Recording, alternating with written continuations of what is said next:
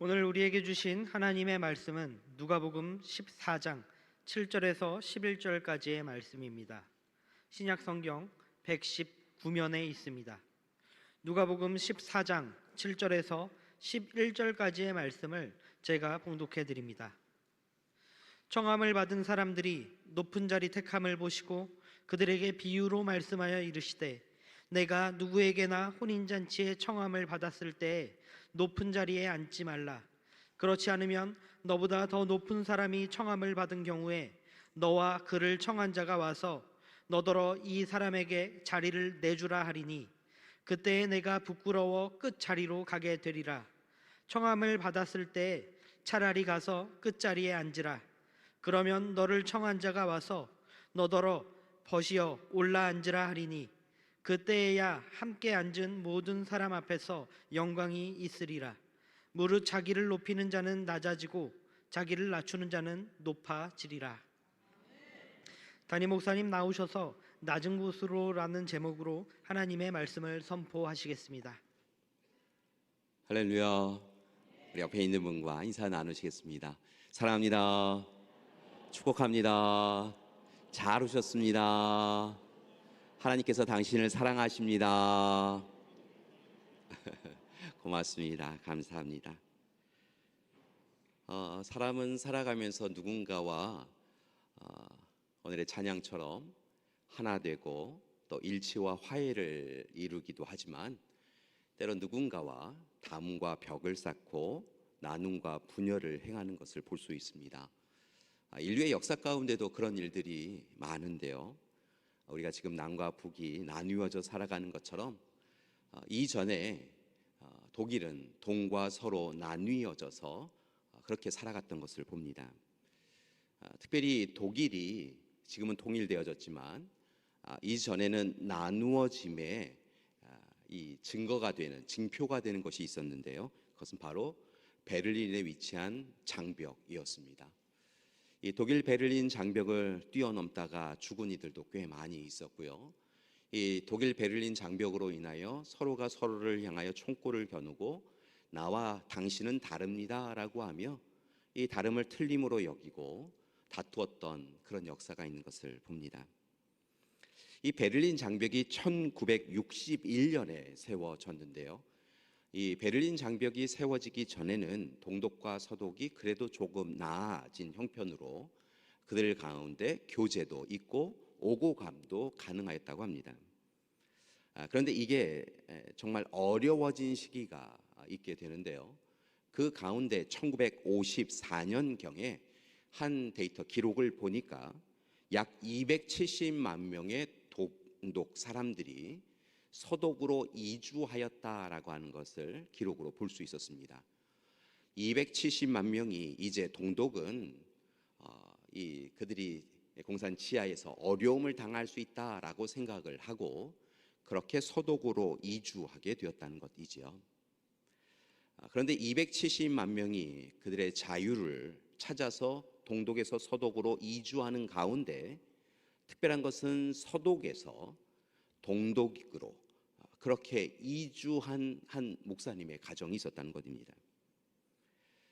공산치하의 동독에서 살아간다라고 하는 것은 정부의 지시와 또 감독 아래 놓이게 된다는 것이고, 그렇기에 이전의 선교 사역보다는 더 어려운 지경에 이를 수 있는데도 불구하고, 그럼에도 불구하고 하나님의 보내심의 현장이라고 믿고 서독에서 동독으로 이주한 목사님의 가정이 있다는 것이죠. 그 분의 이름은 호르스트 카스너라고 하는 목사님이셨습니다. 이분이 루터교회 파의 목사님이셨는데요, 이 목사님은 서독에서 동독으로 그렇게 하나님이 보내신다라고 하는 마음이 들었다는 것입니다. 많은 목사님들이 선교의 자유, 목회 자유를 위하여 이동해 가시는 그 가운데, 그렇다고 한다면 동독에 있는 교회의 교인들은 어떻게 할 것인가라고 하는 그 질문을 하나님께서 주셨고, 그 질문을 붙잡고 씨름하며 눈물 흘리며 기도하다가 하나님이 허락하여 주신 그 사명을 위하여 동독으로 자신은 그렇게 가는 것이 옳다라고 여기고 그렇게 이주를 하게 됩니다.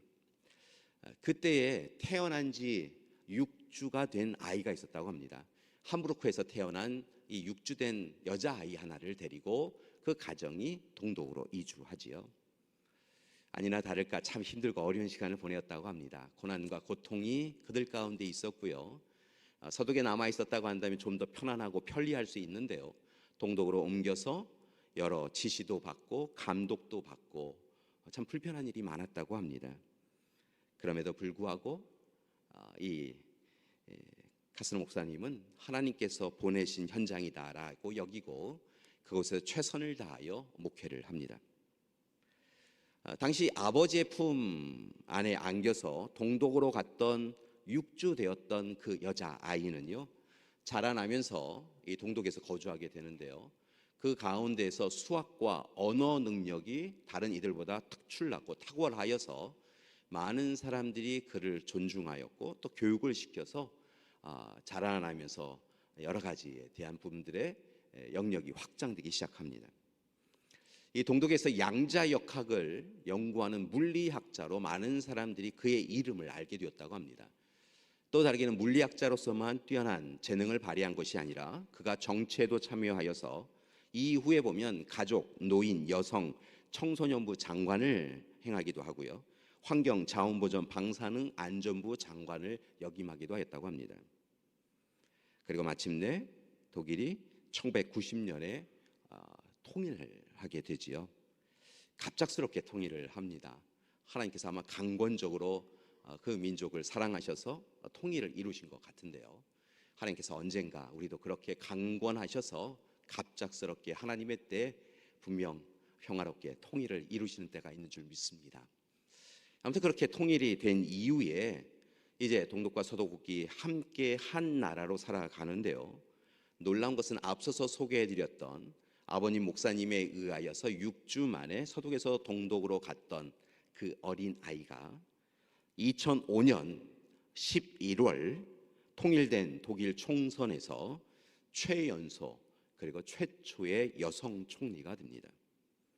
그리고 2021년 12월 7일까지 총리로서 무려 16년간 재임하면서 4년 연속 포브스지에 선정한 세계에서 가장 영향력 있는 여성 1위로 기록이 되었을 뿐만이 아니라 2015년에는 타임지가 선정한 올해의 인물로 타임지에 이렇게 게시되게 됩니다.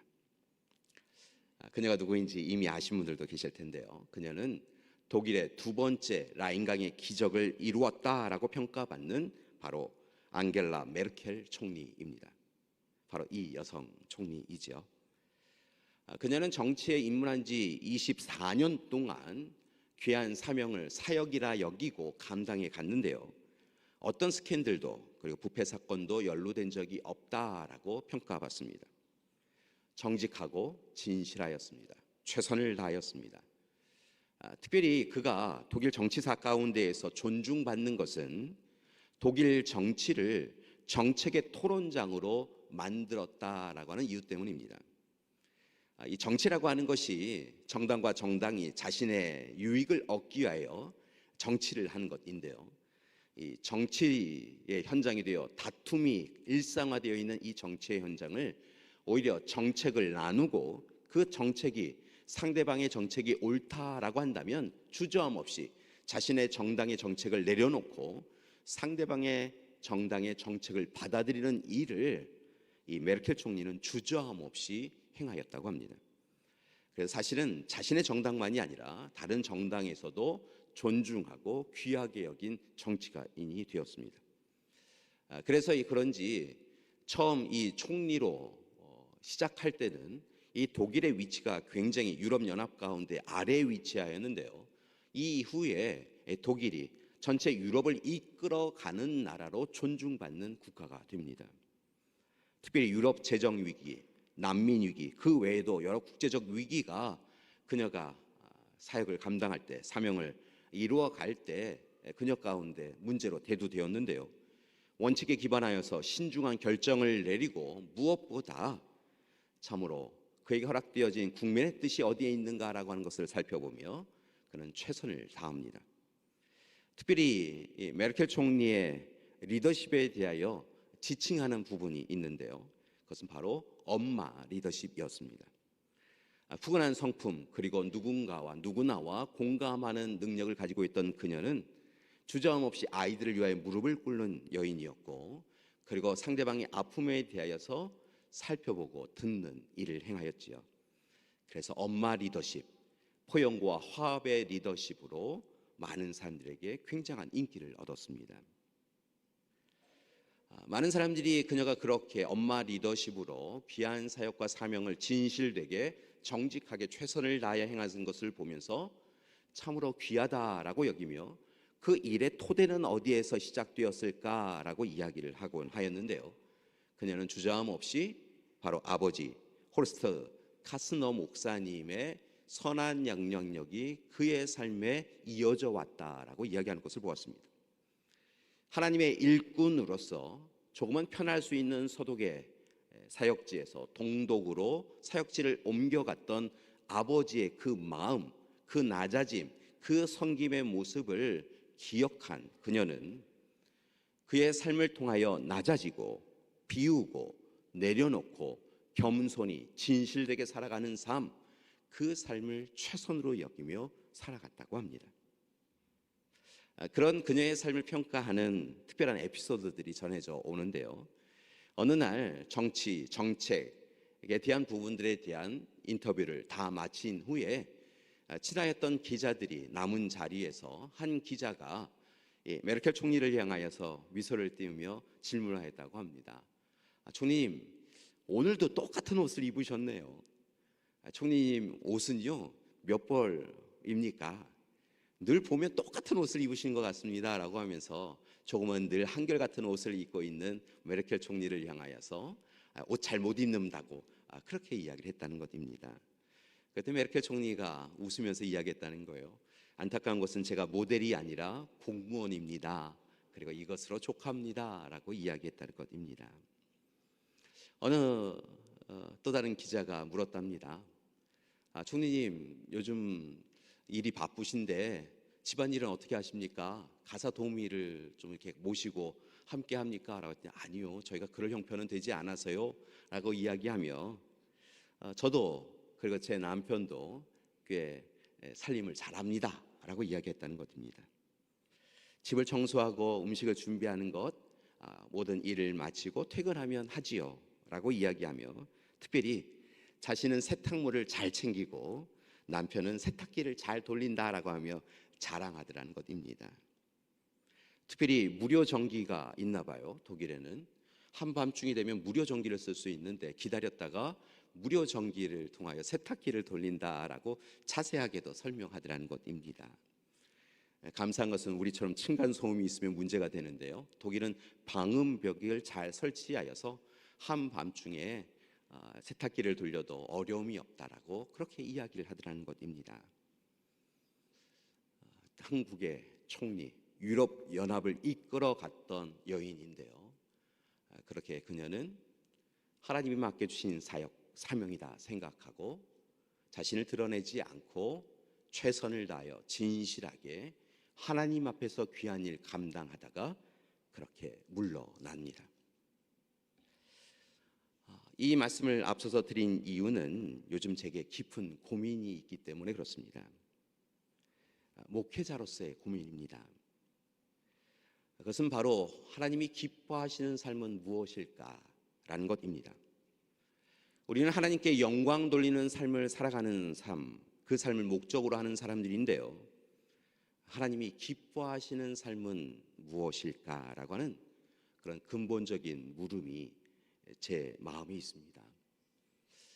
그래서 지난 한 주간도요, 여러분이 앉아 계신 그 위에쪽 자리에 나와서 십자가를 바라보며 몇 번씩이고 기도하였습니다. 하나님이 기뻐하시는 삶은 무엇입니까? 부름받고 보냄받은 그리스도인으로 살아간다라고 자부하고 자처하지만 정말 어떻게 살아가는 것이 옳습니까? 개인으로 또 교회 공동체로 우리는 하나님 앞에 어떻게 서야 합니까? 하나님, 우리를 창조하시며 참 좋다 하셨는데 오늘 우리의 모습을 보시며 하나님은 여전히 참 좋다라고 하고 계십니까? 오늘 이 시간 우리는 무엇을 붙잡고 있습니까? 오늘 이 시간 우리는 무엇을 내려놓고 있습니까? 여쭙고 또한 여쭈었습니다. 그런 고민 가운데 오늘 말씀을 함께 나누고자 합니다. 오늘 말씀을 통하여 우리는 어떤 삶을 살고 있는지, 무엇을 붙잡고 살아가야 되는지에 대하여 함께 깊은 고민과 깨달음이 있기를 원합니다. 누가복음 14장의 말씀을 읽었는데요. 누가복음 14장의 말씀을 보면 예수님께서 바리새인의 청함을 들으시고 그의 집에 방문하신 것을 볼 수 있습니다. 바리새인, 사두개파, 제사장, 이들은 종교적 지도자들로서 예수님의 반대편에 서서 예수님을 적대시하고 예수님을 멀리하였던 사람들입니다. 그러니까 그가 누구인지 알지 못하지만 바리새인이 예수님을 초청하였고 그의 청함을 듣고 예수님께서 방문하셨다라고 하는 것은 아주 특별한 사건입니다. 그렇게 예수님께서 그의 집에 방문하셨는데요. 말씀을 찬찬히 읽어보니까 예수님께서는 그 자리에 가셔서 어느 자리에 앉으시지 않고 그저 일어서신 채로 사람들이 그곳에 와서 각기 자신의 자리를 차지하는 것을, 그 자리를 찾아가는 것을 살펴보신 것으로 기록되어 있습니다. 예수님은 사람들이 한 사람 한 사람 들어와서 그 바리새인의 집에 준비되어 있는 자리에 앉는 것을 보십니다. 그런데 이 모습 가운데 예수님은 미소를 지을 수밖에 없으셨다는 것이지요. 일반적으로 유대인들의 자리는 사회적 지위에 따라서 지정되는 경우가 많았습니다. 그러니까 사회적 지위가 높으면 높을수록 주인이 준비한 자리, 높은 자리, 좋은 자리에 앉게 되어지고요. 사회적 지위가 낮으면 그에 따라서 문 가까이 이 잔치 자리에서 조금은 먼 자리로, 낮은 자리로, 불편한 자리로 그렇게 앉게 되었다는 것이죠. 때로는 하인이 그 자리를 인도하기도 하지만 사람들은 이 자리에 찾아와서 자신과 비슷한 사회적 지위를 가지고 있는 사람 곁으로 가서 앉았다는 것입니다. 그렇게 자신의 자리를 사회적 지위에 맞추어 앉아가는 것을 보면서 예수님께서는 미소를 지으시며 8절 이하에서 재미있는 비유의 말씀을 전하십니다. 예수님께서 이야기하십니다. 혼인잔치 자리에 대한 이야기를 하나 전하려고 합니다 라고 하며 혼인잔치의 비유를 전하십니다. 혼인잔치를 벌여놓고 사람들이 와서 함께 그 잔치 자리에 앉았습니다 라고 이야기하시다가 특별한 이야기를 하시는데요. 혼인잔치 자리에 청함을 받아 간다면 높은 자리에 앉지 마십시오 라고 이야기합니다. 누구나 혼인잔치 자리에 가는 경우가 있지요. 그때에 청함을 받아서 가게 된다면 높은 자리에 앉지 마시고 할 수만 있으시면 낮은 자리에 앉으십시오 라고 이야기했다는 것입니다. 그러면서 이야기하십니다. 만약에 당신을 청한 사람이 당신보다 높은 사회적 지위를 가진 사람이 방문하게 되면 그와 함께 와서 당신이 높은 자리에 앉아 있는 것을 보고 죄송하지만 그 자리는 당신의 자리가 아니니 낮은 자리로 옮겨가 주십시오 라고 이야기하면 그 일이야말로 부끄러운 일이 아니겠습니까? 그러니 오히려 다른 방법을 사용하십시오. 낮은 자리에 앉으십시오. 그러면 낮은 자리에 앉아있는 당신을 보고 집 주인이나 초청한 사람이 와서 왜 여기 앉아 계십니까? 여기는 당신의 자리가 아닙니다 라고 이야기하며 당신을 더 높은 자리로 인도할 터이니 그때에 다른 사람들이 참 겸손도 한 사람이구나 라고 칭송할 수 있도록 영광 받을 수 있도록 할 수만 있으면 낮은 자리에 앉으십시오 라고 비유의 말씀을 전하셨다는 것입니다. 그 비유의 말씀을 통하여 그 자리에 사회적 지위를 통하여서 높은 자리에 앉으려고 하는 사람들에게 그렇게 높은 자리로 향하는 것이 하나님의 뜻이 아니라 오히려 낮은 자리에 서 나가는 것, 앉는 것이 하나님의 뜻이라고, 그것이 옳다라고 예수님은 이야기하신 것이지요. 그러면서 결정적으로 11절 말씀에 이렇게 이야기합니다. 무릇 자기를 높이는 자는 낮아지고 자기를 낮추는 자는 높아지리라 라고 말씀하시는 것이지요. 높아지는 자, 스스로 높아진다고 하여서 높아지는 것이 아니라 결국은 낮아질 터이니 스스로는 낮아지라고. 그러면 그 낮아짐을 통하여 하나님께서 오히려 너희를 하나님 나라 잔치의 높은 자리로 올려주실 터이니 그렇게 너희는 하나님께 받은 사랑에 감사하며 낮은 곳으로 향하는 것이 옳다라고 말씀하여 주셨다는 것입니다. 사랑하는 여러분, 우리는 어떤 삶을 살기를 원하고 있나요? 오늘 말씀을 붙잡고 씨름하며 깨닫는 깨달음은 낮은 곳으로 향해 가야 한다는 것입니다. 스스로 낮아져야 한다는 것입니다. 혼인 잔치 자리이건 어떤 자리이건 우리는 주저함 없이 높아지려고 하지 말고 낮아져야 한다는 것입니다. 참 이게 쉽지 않습니다. 세상은 높아지려고 하기 때문인 것이지요. 세상은 어떻게 해서든지 다른 사람을 누르고 높이 올라서라라고 이야기합니다. 행여 다른 사람이 나의 자리를, 나의 위치를 위협할 수 있으니 상대방의 사닥다리를 쳐서라도 그가 올라오지 못하도록 하고 오늘 높은 자리에서 할 수만 있으면 오랜 시간 부귀영화를 누리며 권력을 붙잡고 살아가라라고 이야기하고 있다는 것이죠. 그렇기에 오늘 말씀처럼 예수님이 이야기하신 것처럼 낮은 자리로 가라라고 하는 것은 참으로 받아들이기도 쉽지 아니하고 실천하기는 더욱더 어려운 듯 보입니다. 그러나 분명한 것은 주님이 그렇게 하셨듯 우리도 낮은 자리로, 낮은 곳으로 행해야 될 줄 믿습니다. 이 일이 어렵기에 어느 시간 여러분에게 부탁드리는 것은 먼저 우리가 행해야 될 일이 있다는 것입니다. 그것은 주님의 마음을 품는 것입니다. 하나님의 마음을 품는 것입니다. 우리의 마음은 높아지려고 합니다. 우리의 마음은 탐욕과 욕망, 교만과 자만으로 다른 일을 억눌러서라도 내가 높아지려고 합니다. 그것이 우리 마음입니다. 그러니 우리의 마음보다는 하나님의 마음을 붙잡기를 원합니다. 우리를 위하여 이 땅에 오셨던 주님의 마음을 품기를 원합니다. 그리고 하나님의 마음으로 서로를 바라보아야 한다는 것입니다. 우리의 시선으로, 우리의 시각으로, 우리의 탐욕과 욕망에 영향을 받는 우리의 시선으로 바라보면 상대방은 어떻게 해서든지 낮아져야 되는 사람이고 나는 높아야 되는 사람인데요, 주님의 마음으로 보면 작고 연약한 이들이 참으로 더 높아져야 되는 것을 깨닫습니다.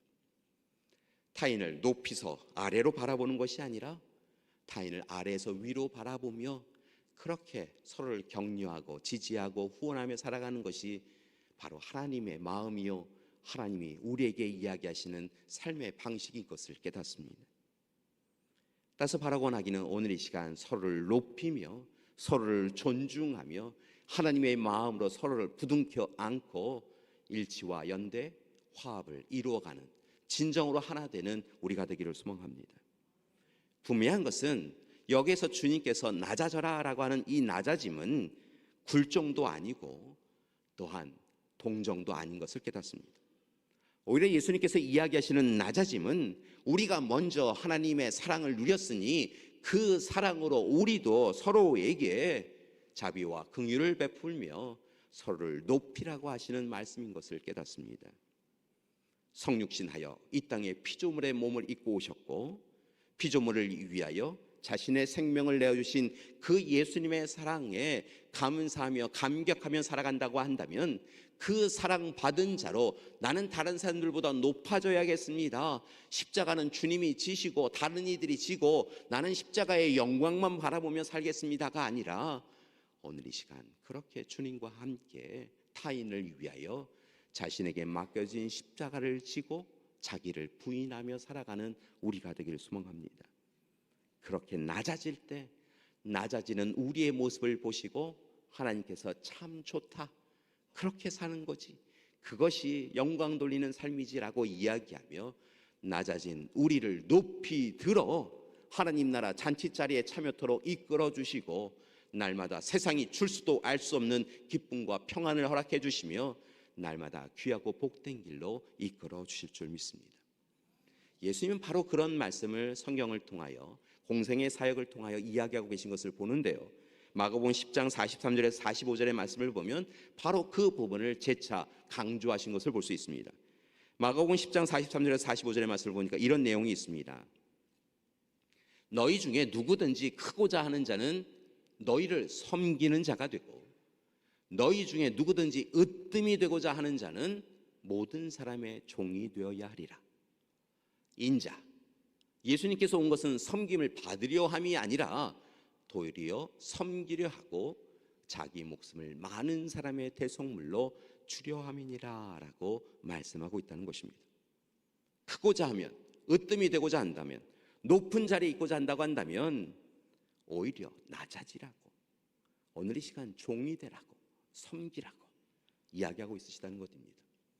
예수님, 왕 중의 왕이시고 하나님 자신이셨던 예수님, 그분이 오늘 이 시간 오직 사랑으로 낮아지시고 섬기시고 죽으심을 통하여 우리에게 구원과 영원한 생명을 허락해 주신 것을 감사하며 낮은 곳으로 가라고 권면하고 계신 것입니다. 이러한 말씀의 은혜를 누린 이들이 여러 작품을 통하여 하나님 앞에 영광 돌린 것을 볼 수 있습니다. 그 중에 한 작품을 소개해 드리고자 합니다. 오늘은 독일 사람들을 많이 소개해 드리는데요. 독일 국적의 마티아스 그리네 발트라고 하는 화가가 있습니다.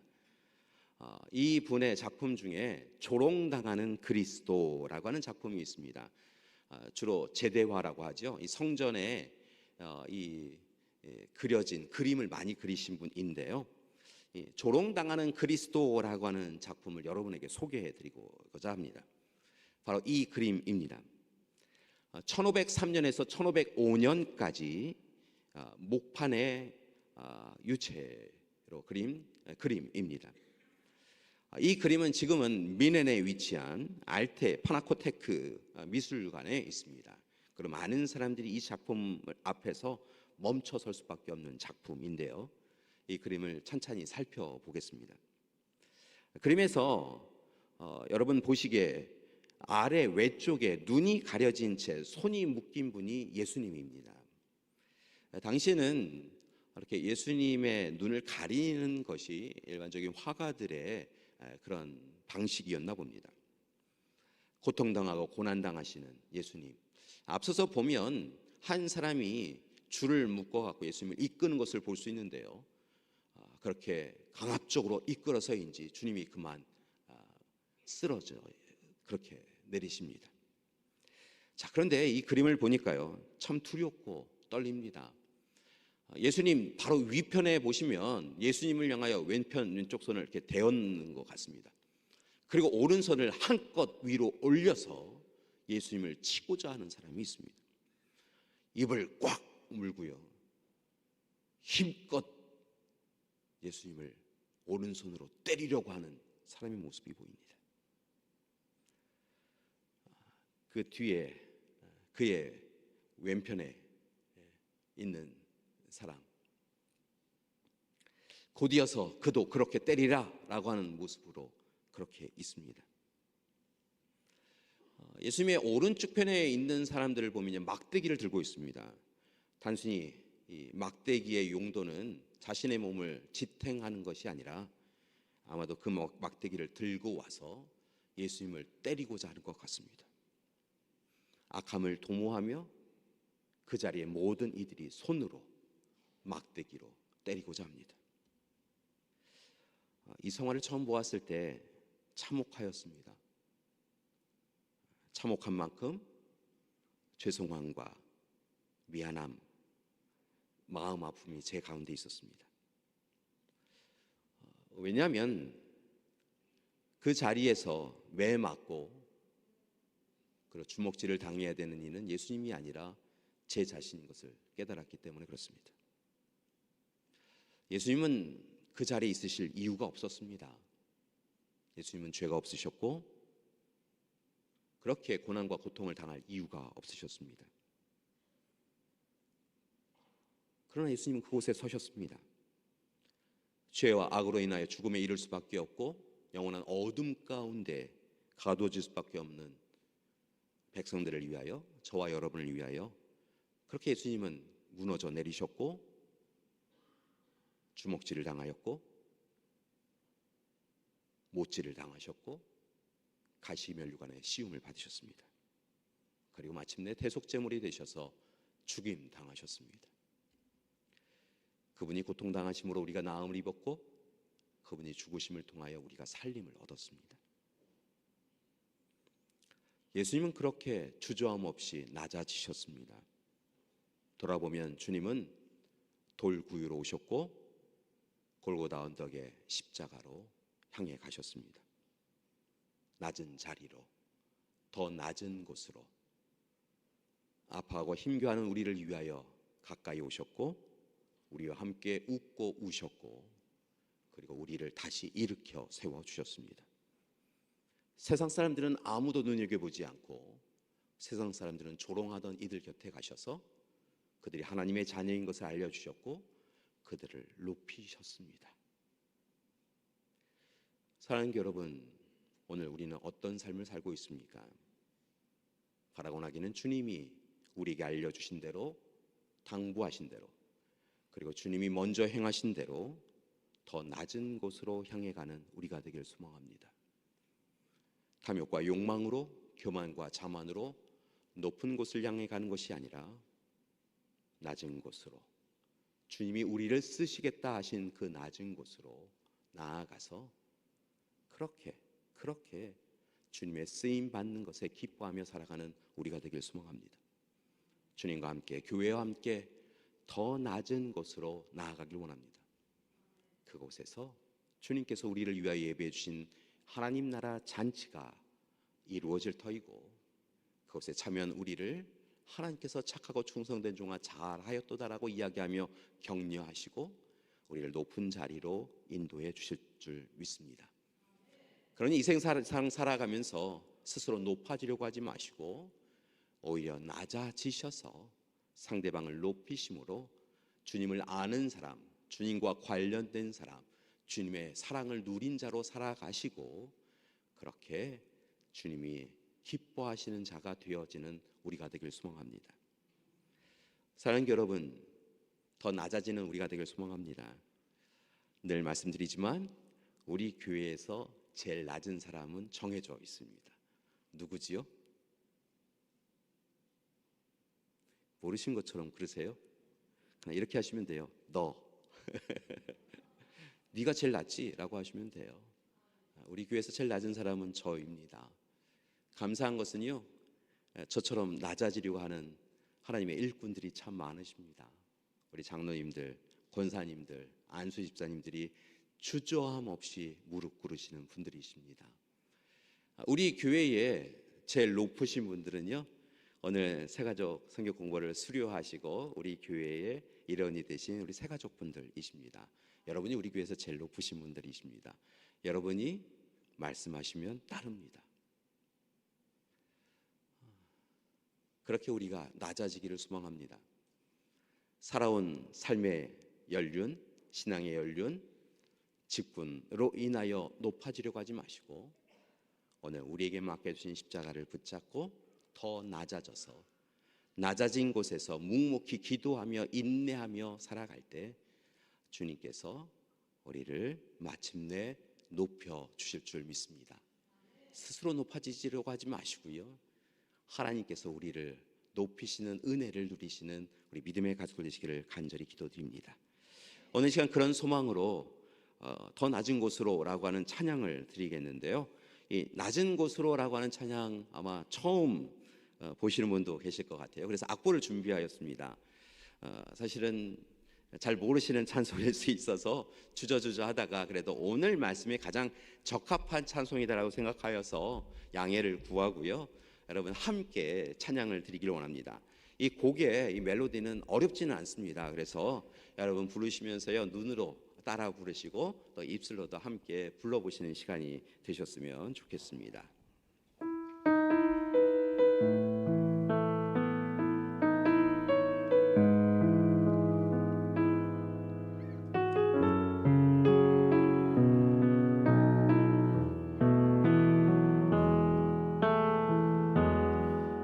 우리의 섬김이 더 우리의 고백이 더 낮은 곳으로 쓰러져 있는 그들을 향해 당신이 그랬듯 더 낮은 곳으로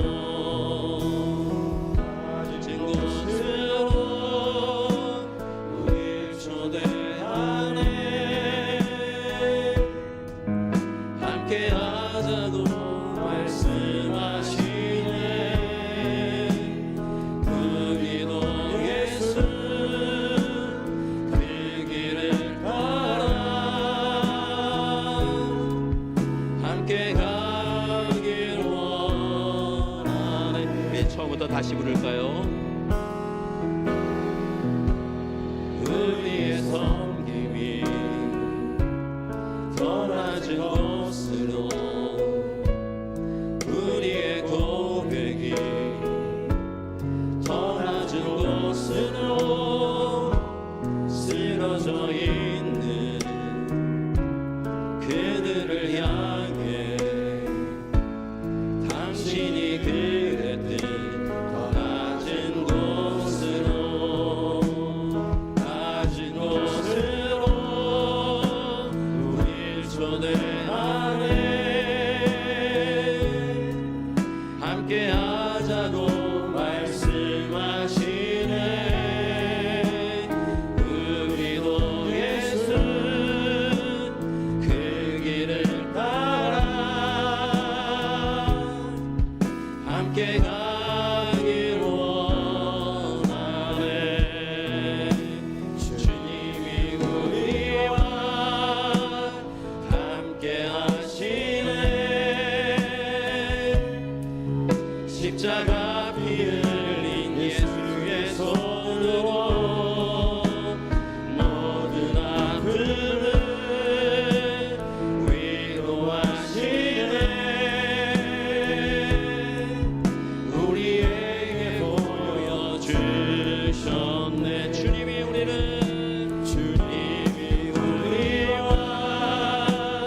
함께 하시네. 십자가 피 흘린 예수의 손으로 모든 아픔을 위로하시네. 우리에게 보여주셨네. 다시 한번 할까요? 주님이 우리와 함께 하시네. 아멘. 십자가 피 흘린 예수의 손으로 모든 아픔을 위로하시네. 우리에게 보여주셨네.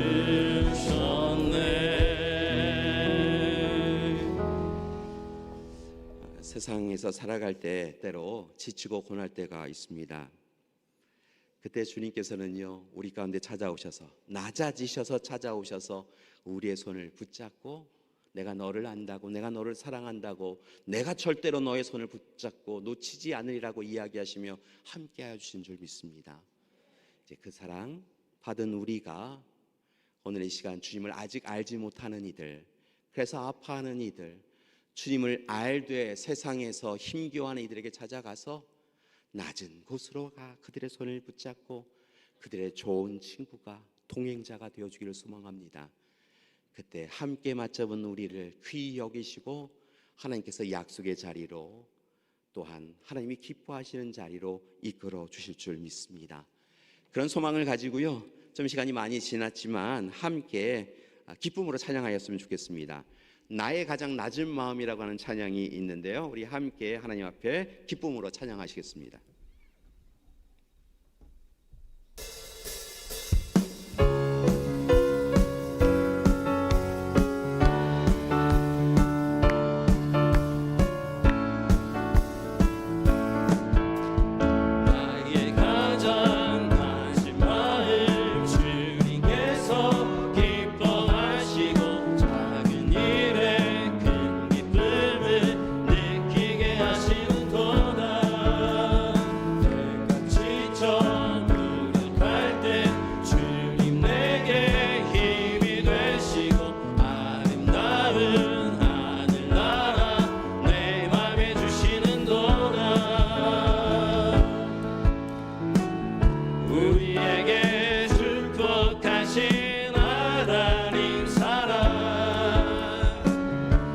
낮은 자를 높여주시고 아름다운 하늘나라 허락하시고 내 모든 것 예비하시네 찬양함의 기쁨을 감사함의 평안을 간구함의 하나님 말로로 하셨네 찬양함의 기쁨을 감사함의 평안을 간구함의 하나님 말로로 하셨네.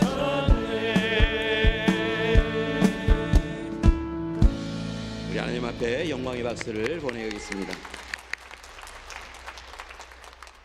개인적인 이야기를 하면요, 저는 어렸을 때 삼박자 축복 들으면서 산 사람입니다. 어떤 기도를 받으면서 살았냐면요, 머리가 되고 꼬리가 되지 않게 해달라고 기도받으며 자라난 사람입니다. 그런데 머리가 되고 꼬리가 되지 않기 위해서는요, 다른 사람들보다 높아져야 한다라고 하는 생각이 왜 들었었는지 모르겠는데요, 그렇게 살아왔습니다.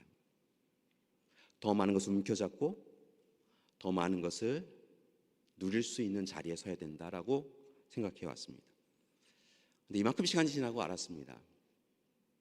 머리가 되고 꼬리가 되지 않게 해달라고 하는 것은요, 낮아짐을 통하여 하나님 앞에 영광 돌리고 하나님의 은혜를 누리는 삶이 바로 그런 삶이다라고 하는 것을 깨달았습니다. 사랑하는 여러분, 낮아지는 우리가 되길 소망합니다. 자기를 부인하고 자기 십자가를 지고 낮아져서 세상 사람들은 왜 그렇게 사냐고 때론 조롱하고 멸시하여도 왜 그렇게 욕심 부리지 아니하고 그저 그렇게 다 내려놓고 비우고 살아가냐고 이야기하여도 주님이 우리를 위하여 십자가에서 죽으신 그 십자가의 사랑을 잊지 마시고 주님이 그렇게 하셨듯 내려놓고 비움을 통하여 주님 사랑을 비로소 온전히 누리며 살아가는 우리 되기를 간절히 기도드립니다. 함께 기도하시겠습니다. 사랑의 주님, 낮아지는 우리 되게 하여 주시옵소서.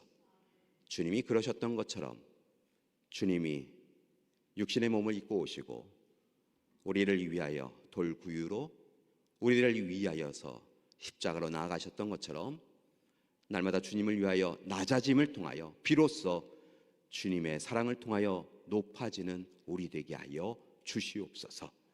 예수님의 이름으로 기도드립니다. 아멘.